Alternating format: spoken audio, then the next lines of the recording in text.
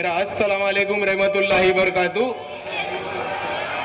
और जय भीम।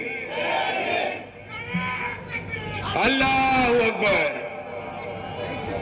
मैं आप सभी से तहे दिल से माफी चाहता हूं कि पिछली सभा खत्म करने में यहाँ आने में देरी हुई, ज्यादा टाइम नहीं बचा है, लेकिन हम सब जानते हैं कि 15 मिनट भी काफी है।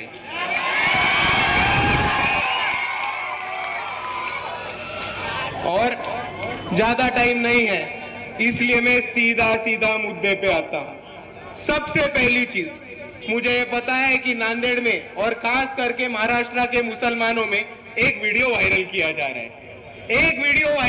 जा रहा है, जिसमें सिर्फ एक पार्ट कट करके दो लफ्ज ज्वाइन करके बाला साहब कुछ गलत बोल रहे हैं उलेमा के खिलाफ, ऐसा वीडियो वायरल हो रहा है। देखा है कि नहीं देखा आपने? हाँ, आप सबने देखा है। इसका मतलब एक ही है कि कांग्रेस की झूठ फैलाने वाली मशीनरी बीजेपी से कम नहीं है भाइयों, ये जान लो आप। लेकिन अगर आपको सच्चाई जाननी हो तो आज सब आप लोग जाके बाला साहब अंबेडकर के फेसबुक पे, ट्विटर पे या इंस्टाग्राम पे जाके वो वीडियो देख लो।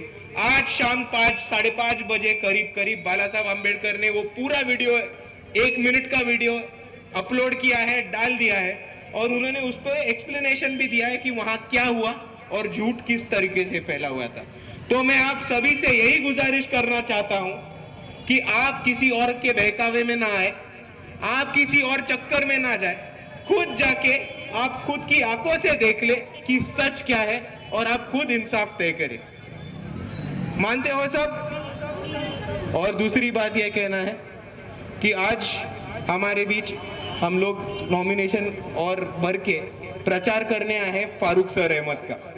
पिछले 5 सालों से आपने देखा कि नांदेड़ दक्षिण फारूक सर पिछली बार लड़ चुके थे, और तब से आज तक यहाँ के वंचितों के और मजलूमों के हक की आवाज बन के फारूक सर हमारे बीच में लड़ रहे हैं और हम सब की काम कर रहे हैं। बाला साहब अंबेडकर की भूमिका हो, वंचित बहुजन आघाड़ी की भूमिका हो, या मुसलमान समाज की, मुसलमानों की हित की कोई भी बात हो, कभी भी फारूक सर उनके लिए आवाज उठाने से कभी भी पीछे नहीं हटे। और दूसरी तरफ यह है कि आप वंचित बहुजन आघाड़ी का इतिहास देख लो। वंचित बहुजन आघाड़ी स्थापित हुई थी 2018 में, और 2019 में 42 लाख वोटों हासिल करने का काम वंचित बहुजन आघाड़ी ने किया है।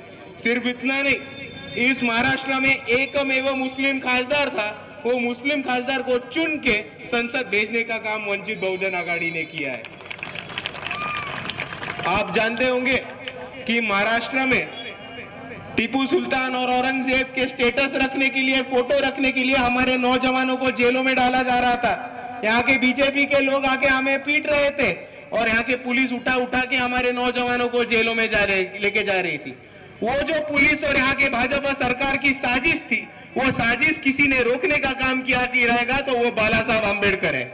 वो अकेले बाला साहब अंबेडकर है जो खुलताबाद में औरंगजेब की मजार पे गए, और तब से टीपू सुल्तान और औरंगजेब के स्टेटस रखने पर हमारे नौजवानों को गिरफ्तार करने का सिलसिला वही के वही खत्म हुआ। दूसरी तरफ देखो, हमको इस लोकसभा में फंसाया गया था, और बोला था कि वंचित बहुजन आघाड़ी बी टीम है। बोला था कि नहीं बोला था? बोला था। अभी मैं आपको बताता हूं कौन बी टीम। 2 मिनट सुनोगे? सुनो। नहीं भैया, खत्म होने दो टाइम, केस लगेगा मेरे पर लगेगा, मेरे को फर्क नहीं पड़ता। सुनो, वंचित बहुजन आघाड़ी बी टीम वाले बोलने वाले लोग, नांदेड़ दक्षिण में फारूक सर के खिलाफ खड़ा कौन?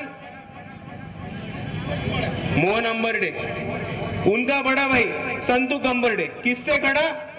बीजेपी से। और दूर मत जाओ, नायगांव में बीजेपी से खड़े पवार और दूसरी तरफ से खड़े खतगांवकर। ये दोनों रिलेटिव, ये दोनों बिजनेस पार्टनर। तो बोलो बी टीम कौन? कांग्रेस।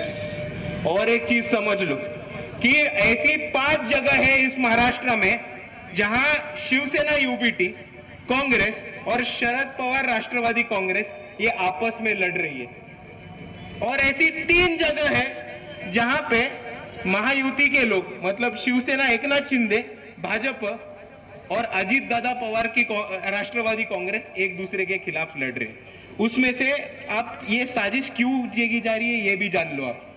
ये साजिश इसलिए की जा रही है क्योंकि इनको मुसलमानों को, दलितों को, बहुजनों को, आदिवासियों को और वंचित को सियासत में पहुंचने नहीं देना है, यहाँ के सभागृह में पहुंचने नहीं देना है। आप देखो, ये जब भी एक दूसरे के साथ लड़ते हैं तो इसको मैत्री पूर्वक लड़त कहते हैं, दोस्ती के साथ लड़ना कहते हैं। और हम जब भी लड़ते हैं, यहाँ के दलित बहुजन लड़ते हैं तो उनको बी टीम कहते हैं, और जब यहाँ के मुसलमान लड़ते हैं तो उनको वोट कटुआ कहते हैं। लेकिन आप इनकी साजिश समझ लो।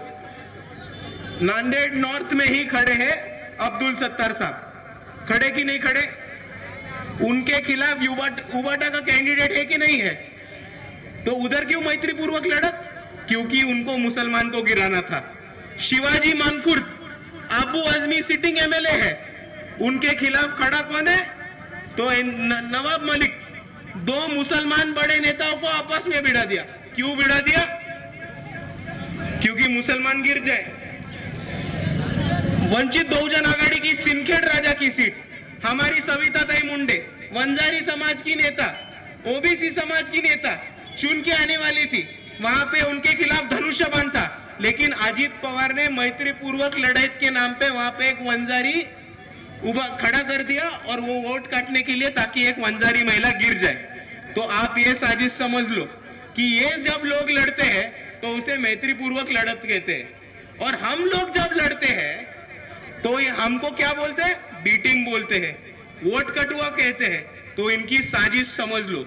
ये बी टीम का नैरेटिव, ये वोट कटुआ का नैरेटिव हम के लिए रिजर्व्ड है। और ये लोग सोचते हैं कि आमदार की और खासदार की इनके बाप के लिए रिजर्व्ड है, और हमको ये सिस्टम बदलना है।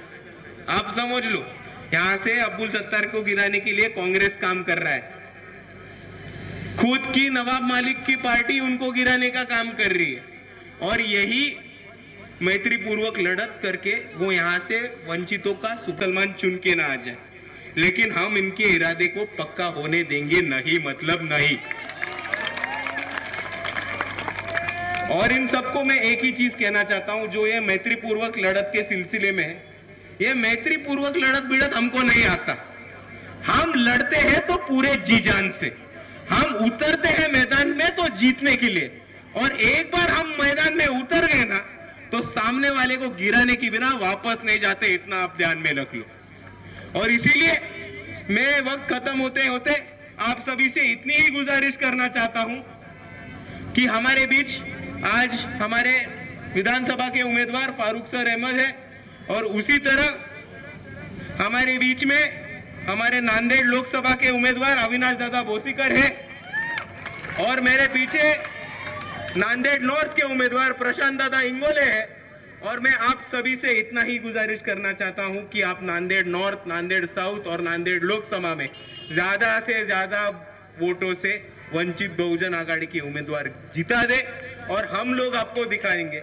हमारे उम्मीदवार फारूक सर, प्रशांत दादा और अविनाश दादा आप सबको दिखाएंगे कि एक बार वंचित के उम्मीदवार यहाँ के सभागृह और पार्लियामेंट में गए ना तो अमित शाह भी जाके मोदी के कान में बोलेगा कि भाग भाग भाग, देखो शेर आया शेर। और इसीलिए मैं आप सभी से इतनी गुजारिश करता हूं कि 20 तारीख को सुबह सवेरे उठ के पोलिंग बूथ पे जाके गैस सिलेंडर का बटन धपाधप धपाधप धपाधप धपाधप बटन दबा दो, और इतनी जोर से दबा दो कि वो ईवीएम मशीन भी चिल्ला चिल्ला के बोल दे कि बस कर भाई, फारूक सर, प्रशांत दादा और अविनाश दादा जीत गए। और इतना ही बोल के मैं आप सभी की रजा लेता हूं। आप सभी को मेरा जय भीम, खुदा हाफिज।